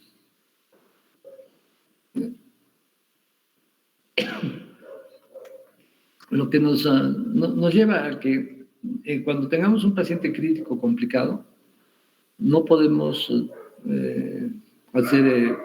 basarnos mucho en la experiencia, o sea, ya hay guías bien establecidas y eso nos va garantizar un poco, primero, que no podamos defendernos de otras opiniones, ¿no? Porque si nos aferramos, nos centramos en una guía, en un protocolo, especialmente con un paciente crítico, es mucho más fácil sostener el tipo de terapia que estamos dando, ¿no? Generalmente las guías ya han sido elaboradas evaluando los costos, evaluando las sensibilidades, etc. Entonces, el problema de los antimicrobianos, y esto se va a dar principalmente en unidades de cuidados intensivos. Entonces, miren que, por ejemplo, hay estudios donde el uso de antimicrobianos sería hasta entre un 30 a 60% son innecesarios. Y eso cuando ahora empecemos con la segunda unidad, vamos a ver de que los antimicrobianos, muchos de los antimicrobianos van a ser inadecuadamente usados porque hacemos principalmente terapia empírica. ¿Qué significa la terapia empírica? Que viene un paciente y sospechamos que esa infección puede estar causada por determinado tipo de gérmenes y empezamos con antibióticos múltiples. Y muchas veces dejamos de evaluar el tipo de germen, ¿no? O sea, que está ahí. Entonces, por ejemplo, viene un paciente con una neumonía en la calle, pero está en forma severa. Empezamos a dar, por ejemplo, meropenem, vancomicina, clindamicina, sospechando que es un germen multiresistente. Pero nos olvidamos de hacerle pues el antibiograma y el cultivo y el antibiograma. Puede ser a nivel a nivel de hemocultivo y antibiograma es importante, pero también es el cultivo y antibiograma del esputo, por ejemplo, ¿no? O del aspirado bronquial. Entonces nos olvidamos y seguimos con esa terapia durante 15 días o 21 días y vamos a estar generando la posibilidad de que nos haga un cuadro de micosis sobreagregada, ¿no? Entonces, esto es importante. Entonces, vamos a ver, por ejemplo, cómo es que la resistencia a raíz de ese tipo de manejo se va incrementando en forma muy importante, ¿no? Vemos que a lo largo del tiempo cómo esto se va a ir incrementando, pero también vamos haciendo una selección. ¿Qué es la selección de estos gérmenes? Es cuando nosotros eliminamos una gran parte de flora sensible a estos antibióticos y van desarrollando otro tipo de gérmenes que sí son resistentes, o sea, los estamos seleccionando. Y al seleccionarlo, este tipo de gérmenes se vuelven mucho más agresivos, ¿no? Entonces, esta resistencia nos va a ir aumentando y se dice que hacia el año 2050 va a ser la principal causa de mortalidad, la resistencia antibiótica. Vean, por ejemplo, nosotros estamos haciendo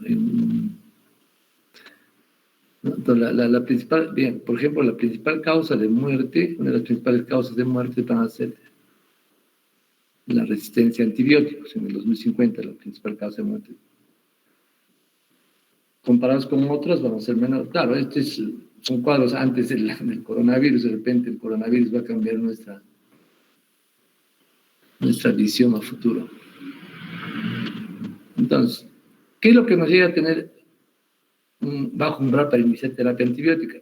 Que la infección sea muy severa, que haya un problema de disfunción orgánica, que haya un estado de inmunoparálisis, el paciente esté inmunodeprimido o hemos utilizado drogas para evitar la respuesta inmune, que haya alteración de las barreras anatómicas, principalmente por la colocación de dispositivos, estamos hablando de catéteres, y que no estemos seguros de cuál es la causa, por ejemplo, de la sepsis en el paciente, ¿no? Entonces, esto nos va a llevar a que no tengamos un nivel de abuso en el manejo de las drogas. Entonces, ¿qué hacemos para evitar esto? Para evitar, o sea, hacer un uso racional de los antibióticos en paciente crítico, ¿no? Entonces, primero, es una adecuada elección del tratamiento empírico. Idealmente el tratamiento empírico debe ser corto. Segundo es el control del foco. Si nosotros tenemos un sitio donde está habiendo colección, por ejemplo, de pus, o está habiendo tejido necrótico, o estamos ante un cuadro de una lesión sobreinfectada, ¿no? Ya sea externa o interna, entonces tenemos que controlar. Siempre, ahí vemos, por ejemplo, en el caso de las colangitis, ¿no? Entonces decimos, no, hay que enfriar el cuadro. Decimos, pero ¿cómo enfriamos el cuadro? Pues, si el paciente ya está viniendo con un cuadro de sepsis a punto de partida hepático o de vías biliares. Entonces, y vemos cómo evoluciona, ¿no? Generalmente, así leemos cantidad de antibióticos, el paciente puede estar chocado, ya hemos visto que no va a funcionar bien los antibióticos en un paciente que tiene hipotensión.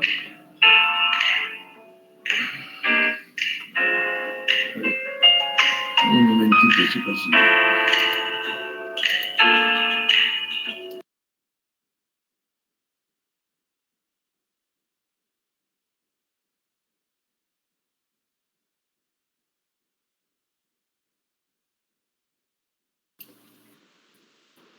Entonces,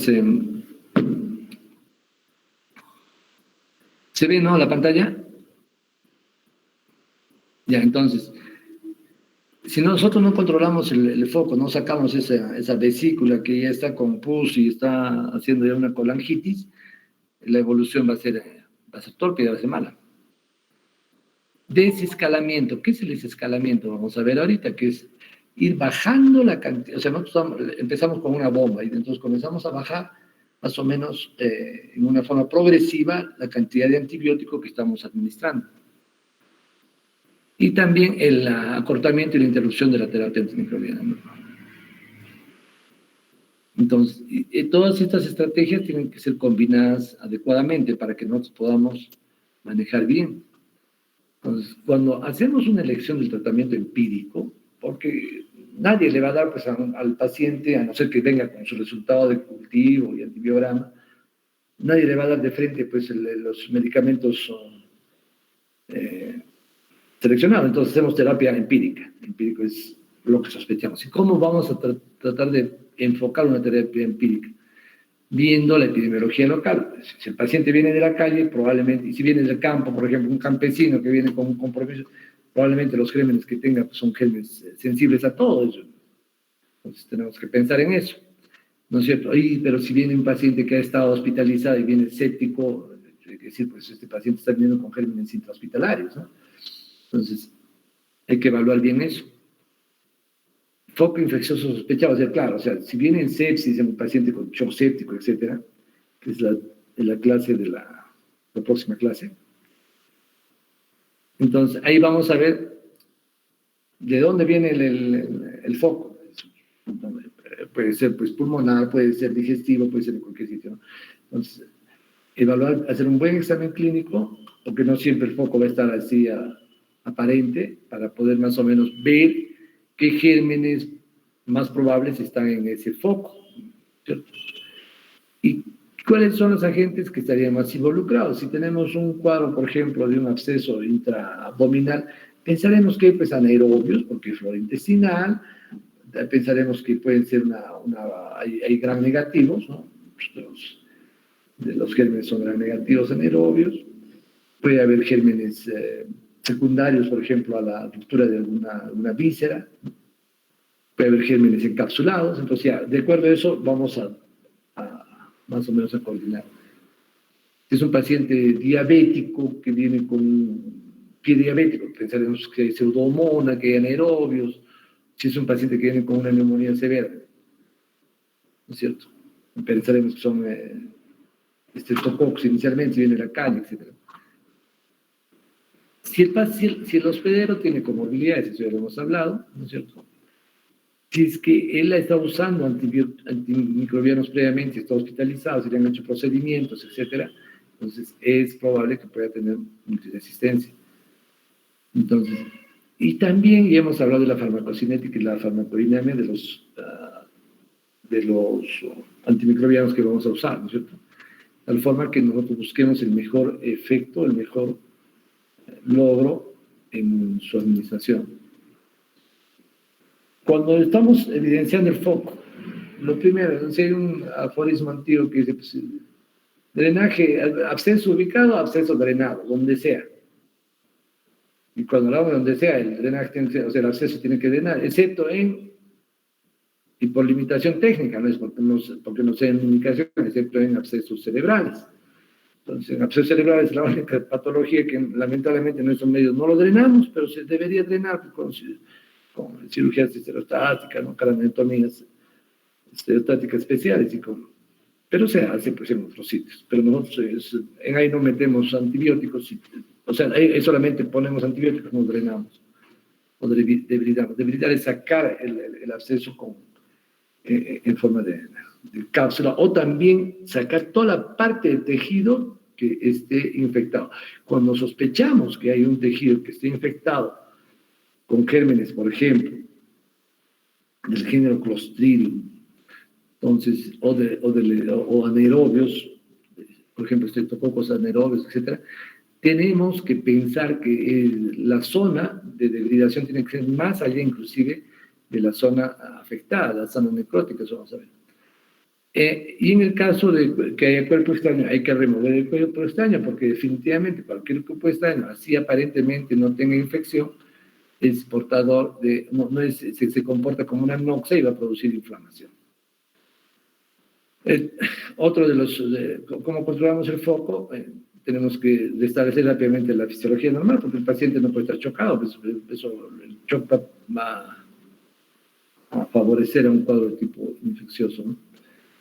Y también no hay que olvidarse de que la muestra es lo más importante. Generalmente, la cirugía, sí, entonces, ¿qué hallaron? Digamos, no sé, unos abscesos, parecían unos granulomas. ¿Y lo han enviado a patología? No. Es lo común. ¿Le han hecho cultivos? No. ¿Han tomado la muestra? No. Entonces, eso realmente nos limita mucho la terapia. Entonces, vean, por ejemplo, uno de los temas que ya se han definido son los días, o sea, el momento en que uno inicia la terapia y la evolución del paciente. Por ejemplo, acá es la mortalidad a los 28 días, el porcentaje. Entonces, si nosotros iniciamos tratamientos antibióticos apenas llega el paciente, ¿no es cierto?, vamos a disminuir la mortalidad. Eso ya está demostrado, está consolidado. Entonces, o también, y eso también lo vemos acá en este otro cuadro, ¿no? Esta curva de Kaplan-Meier. Entonces, si nosotros dentro de las primeras 24 horas iniciamos esta antibiótico terapia agresiva, vamos a ver que disminuye la mortalidad al mes y la estancia hospitalaria, ¿no es cierto? Entonces, eso ya está definido. Pero para eso, pues, tenemos que tener seguir estas estrategias, ¿no? Luego es el desescalamiento. ¿Qué significa? Primero, o sea, es la reducción del uso de antimicrobianos de amplio espectro, o sea, o de las asociaciones de microbianos. Buscar la menor duración de la terapia. Y esto es una cuestión con la que a veces nos topamos con muchos colegas, especialmente colegas que ya tienen buen tiempo de trabajo, donde hay esquemas, ¿no?, que nos sugieren o nos ponen que debemos cumplir determinado número de días, ¿no?, para controlar una infección. Entonces, eso hay que tener mucho cuidado ahora, ¿no? Porque lo que se considera es de que las terapias podrían modificarse de acuerdo a la respuesta. Y eso es generalmente cuando nosotros manejamos en las asociaciones, ¿no? Entonces podemos ir bajando a que las asociaciones de terapia se vayan centrando en el antibiótico principal, ¿no?, y los antibióticos acompañantes, ¿no?, puedan ir retirándose. Entonces, por ejemplo, acá, el antibiótico principal es un beta-lactámico, generalmente de pretendido, y el aminoglucosa y la quinolona, el macróleo pueden acompañar a eso. Entonces vamos a ir retirando estos de acá y no dejarlo pues 21 días o 30 días con los 3 antibióticos, de acuerdo a cómo se vayan viendo. Entonces, lo otro, si es un antibiótico con un espectro muy amplio, entonces vamos a ir de repente viendo cómo se puede ir retirando ese antibiótico. ¿Y esto por qué? Por ejemplo, hay esquemas de tratamiento para pacientes con infecciones urinarias, donde normalmente pues, se plantea que la infección urinaria tiene que ser 7 días, ¿no? 14 días, pero ahí comenzaron a salir monoterapias, o sea, con dosis únicas, y tenían el mismo resultado. Entonces, eso nos comienza a mostrar cierto nivel de relatividad, ¿no? Total, respecto al tiempo de uso de antimicrobianos. Entonces, es importante esto porque también ese desescalamiento nos va a evitar que se haga la selección de los gérmenes más resistentes. Entonces, el desescalamiento es importante porque vamos a ajustar bien el antibiótico y vamos a haber identificado bien al germen. Vamos a buscar su erradicación. Entonces, por ejemplo, acá están los factores que nos van a ayudar a la desescalación, ¿no? Entonces, lo ideal es empezar el desescalamiento a partir del 5º día, digamos, en una infección que ya ha sido controlada. Este es un ejemplo de cómo es que la selección de los gérmenes y los betalactámicos, ¿no? Y el impacto ecológico que se llama. Entonces, de las penicilinas más básicas a las más complejas, de los betalactámicos, de los carbapenems, ¿no? El carbapenem, vemos cómo es que va a haber acá una mayor capacidad de selección con antibióticos más potentes. Entonces, ¿es frecuente desescalar? Sí, no hay que tenerle mucho miedo a esto, ¿no? A veces yo prefiero dejarle a los pacientes, inclusive en espacios sin antibióticos, para ver si es que, y de ir seleccionando el antibiótico que nos corresponde. Pero es cuando el paciente lo puede monitorizar cercanamente, pues, ¿no? Entonces, en algunos casos, nos va a librar de que hayamos hecho terapias empíricas inadecuadas, nos va a librar de complicar a pacientes neutropénicos, ¿no es cierto? Entonces, se puede hacer. Entonces, ¿qué nos ayuda?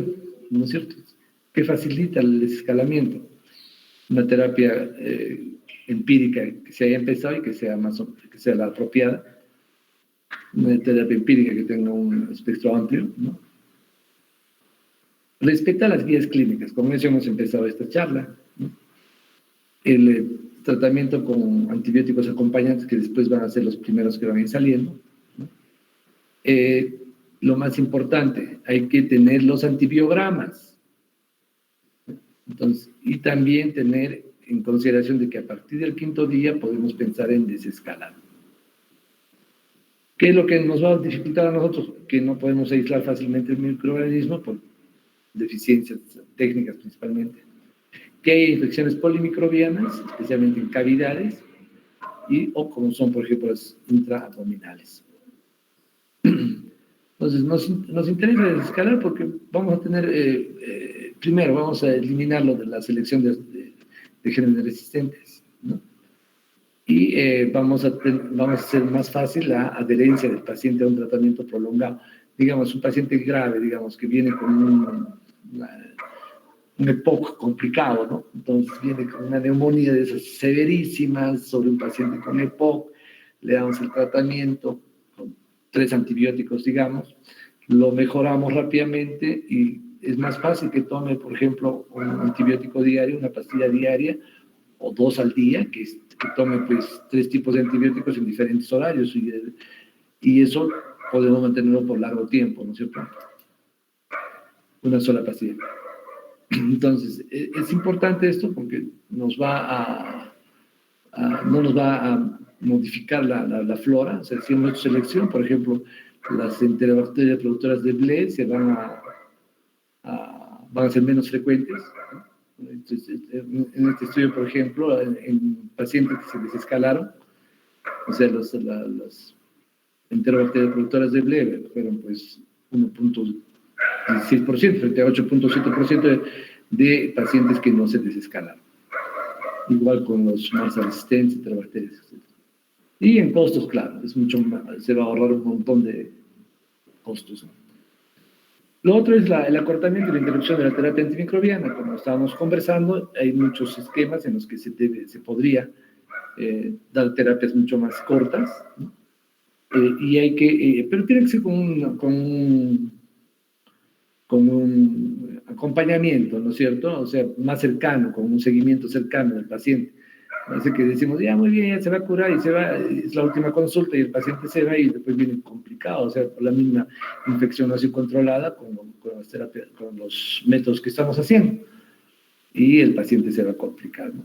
Entonces, también lo mismo, o sea, si acortamos o interrumpimos la terapia, podemos, si está bien orientada, siguiendo guías, etcétera, y también compañeros de laboratorio, entonces vamos a probablemente disminuir la presión. La presión selectiva es cuando nosotros le estamos dando gran cantidad de antibióticos a un germen y a ese germen le estamos haciendo que genere resistencia. Lo estamos presionando para que genere determinado tipo de... Puede ser resistencia, puede ser...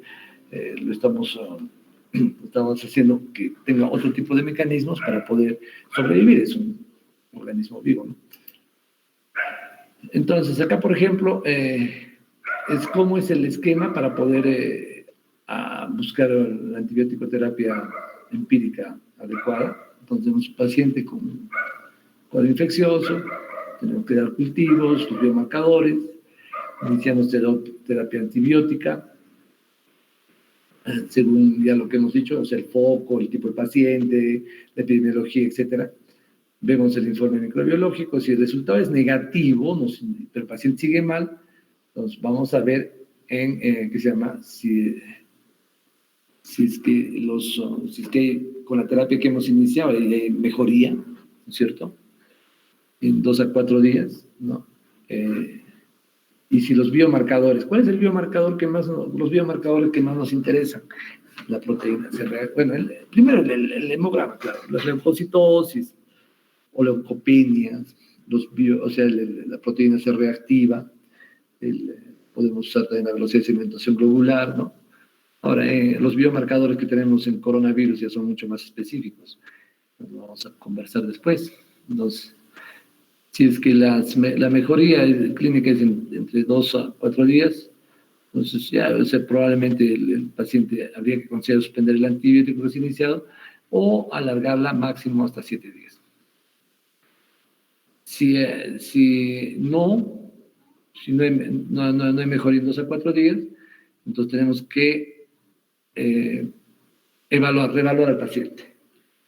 El paciente no mejora, entonces primero, si es que realmente estamos actuando sobre el germen, ¿no es cierto? Si es que realmente se ha depredado, se ha eliminado el foco de infección, si es que el paciente no se ha sobreinfectado, por ejemplo, con otro microorganismo, con cáncer, etc. Y si es que realmente los cultivos y antibiogramas están siendo seguidos con los resultados que nos dan. ¿Por qué? Porque a veces, por ejemplo, cultivamos estreptococos, estafilococos coagulasa negativos. Nos dicen, ya, estafilococo epidermidis. Entonces, pero este paciente pues no tiene una infección de estafilococo epidermidis, es una cosa seria. Pero si no tiene la infección es porque es un contaminante y es el contaminante más frecuente, ¿no? En piel. Entonces hay que saber identificar bien el germen, ¿no? Entonces, si es que Si que el resultado ha sido positivo, y bueno, este es el otro escenario, si el resultado ha sido positivo, o sea, en el estudio microbiológico, ya pues ahí vamos a tener seguro, tener mucha más confianza y seguridad que el antibiótico que estamos dando va a mejorar al paciente y que podemos desescalar o suspender el antibiótico en el tiempo que hemos planteado. Miren, la terapia ideal es tener un espectro reducido y una duración acortada en manejo de pacientes. Entonces, como hemos hablado de esquemas acortados, entonces, por ejemplo, la neumonía, normalmente el esquema decía de 7 días, pero después se bajó a 3 días con acitromicina, pero no había buenos resultados a nivel comunitario y ahora se plantea que sean 5 días.